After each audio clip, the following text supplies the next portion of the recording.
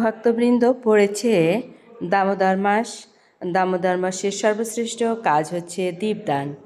সুধী বৈষ্ণব ভক্তবৃন্দ, সেই দীপদান কোথায় করবেন? এক দীপদান হচ্ছে মন্দিরে ভগবানকে প্রদীপ দেখানোর পরে, দান করার পরে সেটা আকাশে রাধা দামোদরকে মনে কল্পনা করে আকাশে দীপটা দেখাবেন। মন্ত্রটা হচ্ছে দামোদরায় নভসি তুলায়াং ললোয়াসহ প্রদীবান্তে প্রয়িসামি নমঃনন্তায় বেধসে। অর্থাৎ কার্তিকে আকাশে শ্রী রাধিকার সাথে দামোদরকে প্রদীপ দান করছি। শ্রী অনন্তকে ও ভগবান শ্রী বিষ্ণুকে আমি কোটি কোটি প্রণাম জানাচ্ছি।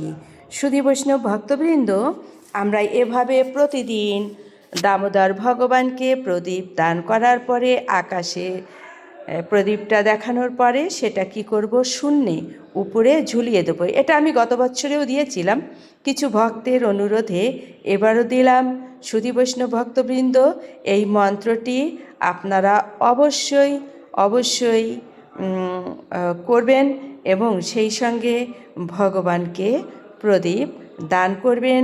প্রদীপ দান করাটা হচ্ছে ভগবানের সামনে আরতি করা। অবশ্যই প্রদীপটা ভগবানকে দান করার পরেই, তারপরে আকাশে দেখানোর পরে মন্ত্রসহ তারপরে আপনি কি করবেন? শূন্যে এটা ঝুলিয়ে দেবেন। উঁচু জায়গায় ঝুলিয়ে দেওয়া হলে সবচেয়ে বেশি ভালো হয়, আর না হলে কার্নিশে, জানালায় বা ছাদে বা মন্দিরের ছাদে দিতে পারেন।